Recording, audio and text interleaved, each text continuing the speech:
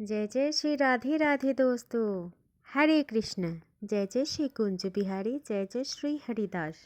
दोस्तों, अगर आप भक्ति मार्ग में आ चुके हों तो एक बात समझ लेना कि राधा रानी जी का कृपा अवश्य आपके ऊपर है, तभी आप इस मार्ग को चुन लिया है।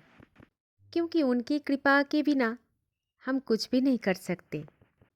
राधा रानी जी ही हमें परखते हैं कि हम भगवान के किस प्रकार के भक्त हैं, भगवान के प्रति हमारा प्रेम कितना है। अगर हम भक्तों के ऊपर उनकी कृपा नहीं होती तो इतना आसान नहीं हो पाता राधा कृष्ण की भक्त बनना। तो दोस्तों, चलिए सुनते हैं एक सुंदर सी कहानी श्री जी का और श्री जी की कृपा का। हमेशा ये सुना जाता है कि भगवान कृष्ण तो देखते हैं मौन रहते हैं, लेकिन श्री जी हमारी कष्ट को देख के कभी मौन नहीं रहते। वो पागल की तरह दौड़ा चलाता है हमारे पास, हमारे कष्ट को निवारण कर देती हैं। ऐसी कोमल है हमारी श्री जी, हमारी श्री राधा रानी जी। अगर हम मन से उसे बुलाएं तो श्री जी कभी हमसे मुंह मोड़ के रह नहीं पाएंगी। श्री जी जानते हैं हमारे मन में उनके प्रति कितना प्रेम है। आज की कहानी उनकी प्रेम की और उनकी लीला की एक भक्त की कहानी है। बरसाना में एक सेठ जी रहा करते थे। वो सेठ जी राधा रानी जी से बहुत प्रेम करते थे और राधा रानी भी इस भक्त की प्रेम में रीझ गए थे। कभी कभी स्वप्न में उनको दर्शन भी देते थे।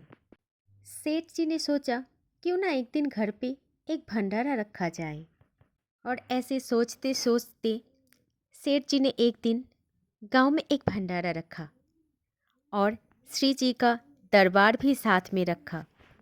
सभी गांव वालों को आमंत्रण भी दिया था और इस भंडारा में ढेर सारे लोग भी आए थे और सभी श्री जी के नाम पर कुछ न कुछ दक्षिणा भी दान में दिया था। और उसके बाद भरपेट भोजन करके अपने अपने घर गए थे। भंडारा बिल्कुल भरपूर आनंदमय चल रहा था।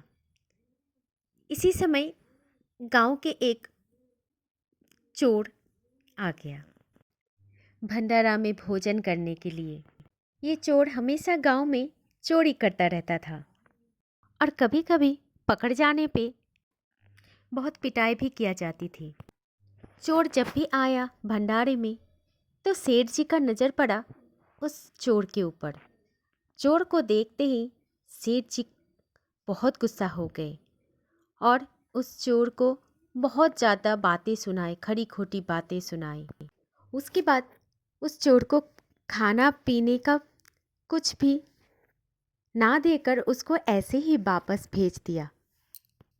इधर वो चोर भी बिना खाना खाए ऐसे ही रोते रोते चला गया।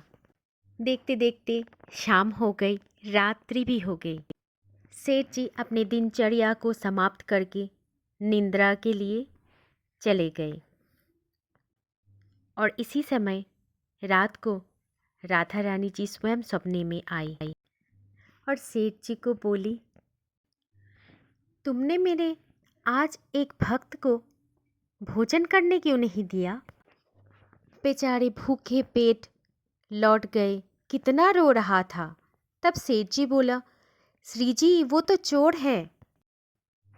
तब श्री जी ने बोली, तो क्या फर्क पड़ता है, लेकिन है तो वो भूखा और तुमने उसे भूखा ही जाने दिया, ऊपर से खौरी खोटी भी सुना दिया।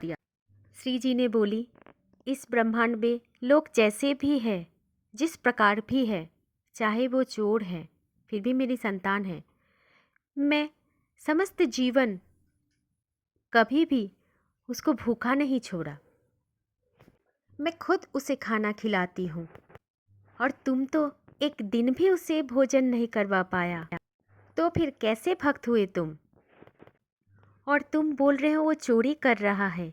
अरे वो चोरी कर रहा है तो वो उसका कर्म है, तो फिर तुम क्यों अपना कर्म से पीछे हट गया? तुमको कोई भी अधिकार नहीं है उसे बुरा भला बोलने का।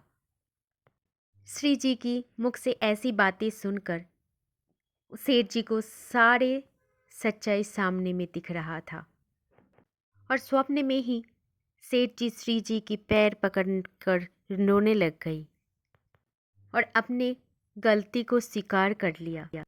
इसके बाद अगले दिन ही एक खास निमंत्रण भेजकर उस चोर को अपने घर बुलाया और बेहद अच्छे तरीके से भोजन करवाया।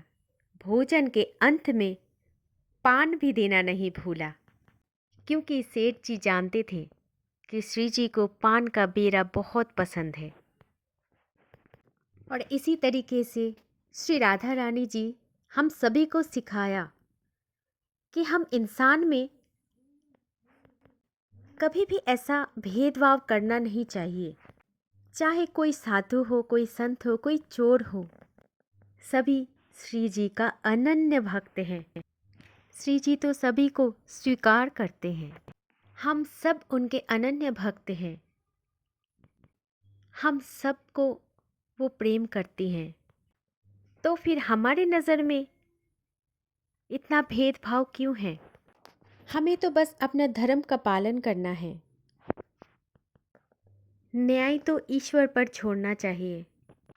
अगर स्वयं ईश्वर की नज़र में सब अच्छे हैं तो हम कौन होते हैं किसी को बुरा भला बोलने वाले।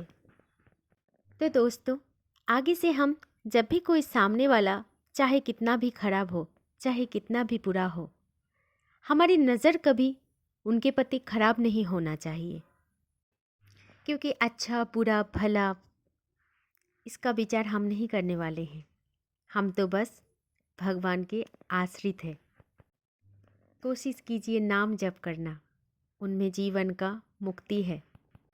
तो फिर प्रेम से बोलिए जय जय श्री राधे राधे, जय जय श्री कुंज बिहारी, जय जय श्री हरिदास, हरे कृष्ण।